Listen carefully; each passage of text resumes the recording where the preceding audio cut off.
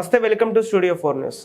దేశంలో పెట్టుబడిదారుల నుండి వేల కోట్లు బాండ్ల రూపంలో బీజేపీ 6,566 కోట్లు తీసుకొని రేపు జరిగే ఎన్నికల్లో ప్రజలకి పంపిణీ చేసి ప్రజాస్వామ్య ఎన్నికలను అపహాస్యం చేసి లబ్ధి పొందేందుకు కుట్ర చేస్తుంది.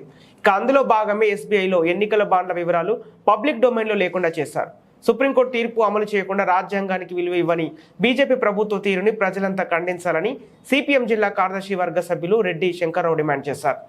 ఎన్నికల బాండ్లను రాజ్యాంగ విరుద్ధంగా ప్రకటించిన సుప్రీంకోర్టు ఆ బాండ్లు ఎవరెవరు కొన్నారు, ఎవరికి ఇచ్చారు అనే అంశాలతో పూర్తి వివరాలను మార్చి 6లోగా ఎన్నికల సంఘానికి నివేదించాలని, ఎన్నికల సంఘం మార్చి 13 కల్లా వాటిని ప్రచురించాలని ఈ ఏడాది ఫిబ్రవరి 14 ఆదేశించిన సంగతి ప్రజలందరికీ తెలుసని, ఈ గడువు ముగుస్తున్న సమయంలో కేంద్రంలో బీజేపీ ప్రభుత్వం ఎన్నికల బాండ్ల వివరాలు ప్రకటించకుండా నాటకాలు ఆడుతుందని రెడ్డి శంకర్రావు అన్నారు.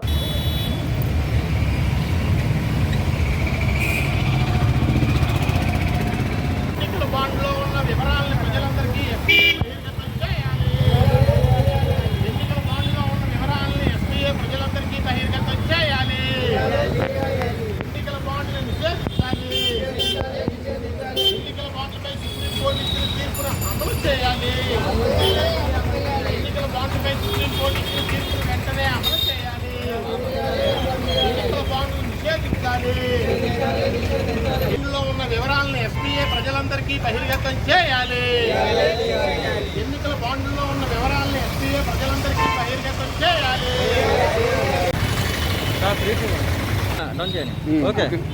ఎన్నికల బాండ్ల పేరుతో వేల కోట్ల రూపాయలు తమ బ్యాంక్ అకౌంట్లలో బీజేపీ ఇతర బూర్జువా పార్టీలు వేసుకొని ఆ డబ్బుని ప్రజలకు పంచి ఎన్నికల్లో మళ్ళా లబ్ధి చేకూర్చుకునే విధంగా, లబ్ధి పొందే విధంగా ప్రజాస్వామ్యాన్ని అపహాస్యం చేసే ప్రయత్నం చేస్తూ ఉన్నారు.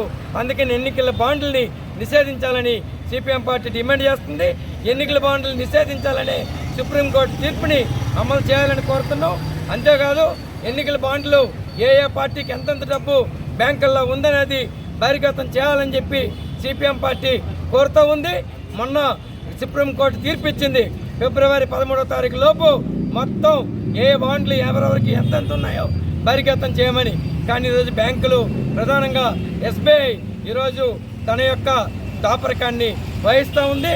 ఏ పార్టీ యొక్క నిధులు ఎంత ఉన్నాయి ఎస్బీఐలు అనేది బహిర్గతం చేయలేదు. సరికదా ఈరోజు వెబ్సైట్ని తొలగించారు. ఈ దుర్మార్గమైన చర్యని ఖండిస్తూ ఈరోజు మేము